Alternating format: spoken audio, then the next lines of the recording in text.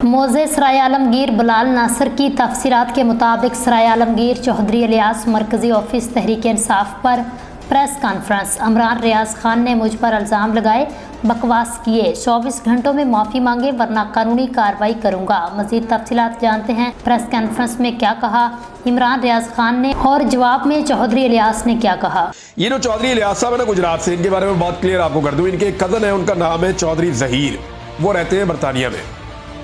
ये चौधरी इलियास साहब जो है ये उनके पास रहा करते थे जब हालात बुरे थे पाकिस्तान तहरीक इंसाफ के, तो ये पाकिस्तान से भाग गए थे। इलेक्शन होने से चंद दिन पहले चौधरी जहीर साहब जो है उनका अच्छा ताल्लुक है राणा इकबाल साहब जो नून लीग के हैं, जो पुराने स्पीकर थे पंजाब असेंबली के, उनके। तो चौधरी जहीर साहब कज़न है जी चौधरी इलियास साहब के, और चौधरी इलियास साहब पाकिस्तान तहरीक इंसाफ के हमायत याफ्ता एमएनए हैं। ये जब इन्होंने इलेक्शन लड़ना था तो ये इलेक्शन के कागजात नामजदगी और ये सारी चीजें होने से चंद दिन पहले एक डील के नतीजे में जो मुबैना तौर पे इन्हीं दोनों लोगों ने करवाई थी, मलिक अहमद खान ने और जो राणा इकबाल खान साहब के बेटे हैं उन्होंने, तो ये पाकिस्तान में उतरे इस्लामाबाद एयरपोर्ट पे। इनको वहां एयरपोर्ट पे बड़ा प्रोटोकॉल भी मिला और प्रोटोकॉल के साथ इनको बाहर निकाला गया। उसके बाद इनके कागजात नामजदगी का थोड़ा सा ड्रामा किया गया ताकि बाकियों की तरह ये लगे।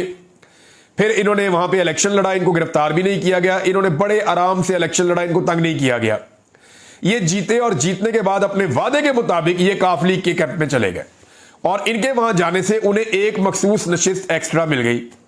अब इन्होंने अपना वादा तो पूरा कर दिया, लेकिन इनके दिमाग में यह था कि भाई मकबूलियत, अवाम गुस्से हो जाएगी, तो इन्होंने कहा जी ये तो मेरे साथ धोखा हो गया है, और बैठते रहे अपोजिशन के साथ कि जब भी दोबारा इलेक्शन होंगे तो मैं बतौर एक पाकिस्तान तहरीक इंसाफ के वफादार के दोबारा टिकट लेकर फिर एमएनए बन जाऊंगा।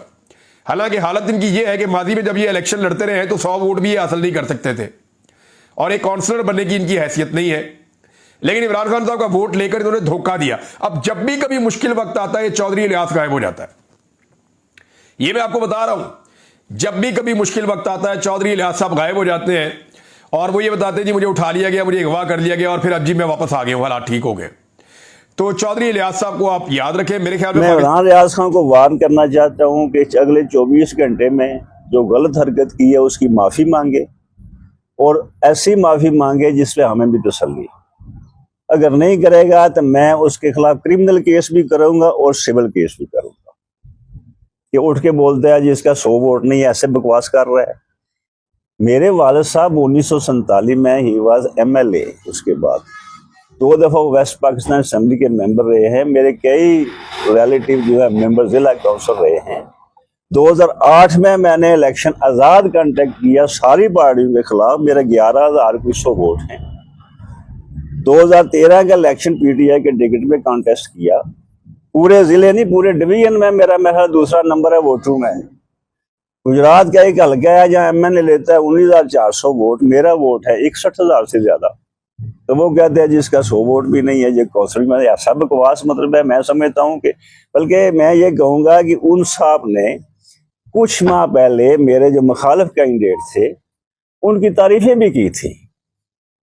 मे भी कोई ऐसी भी उनका कोई लिंक हो, तो मैं उनके खिलाफ इंशाल्लाह कार्रवाई करने जा रहा हूँ और जब तक वो उसका रिजल्ट नहीं आएगा उनको छोड़ेंगे नहीं।